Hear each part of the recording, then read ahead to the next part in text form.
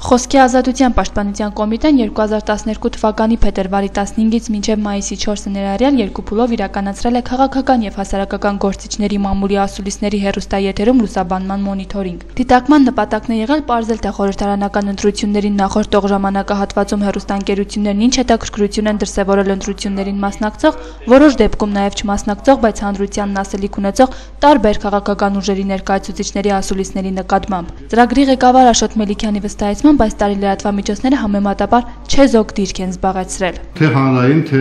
մասնավոր հեռուստաընկերությունները փորձեցին հավասարակշռել իշխանական եւ ընդդիմադիր գործիչների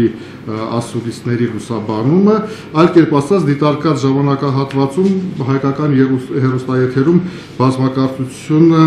նկատելի էր։ Աշոտ Մելիքյանը չժխտեց նաև այն հանգամանքը, որ եղել են հեռուստաընկերություններ, որոնք նախընտրական շրջանում չեն թաքցրել իրենց քաղաքական հայացքները, դրանով իսկ դրսևորելով կողմնապահություն։ Ընդդիմադիրների ասուլիսները մեկնաբանվում էին իշխանական գործիչների կողմից, իսկ հակառակը ամենևին էլ տեղի չէր ունենում։ Եվ այստեղ հեռուստաընկերության նախասիրությունները իհարկե երևում էին։ Ռեգիոն հասարակական կազմակերպության նախագահ Լաուրա Բաղդասարյանի տեղեկացմամբ նախընտրական շրջանում իրենք մոնիթորինգ են անցկացրել նաև կայքերի համար։ Ըստ նրա նախընտրական շրջանում ամենաակտիվը եղել է Facebook-ը, որն առաջին անգամ մուտք գործելով Հայաստանի քաղաքական եւ ինֆորմացիոն դաշտ կարողացել է լուրջ դերակատարություն ունենալ։ Ես կարծում եմ, որ առաջիկա նախագահական ընտրությունների ժամանակ էլ Facebook-ը ակտիվորեն օգտագործվելու է տեխնացուների կողմից, համենայն դեպս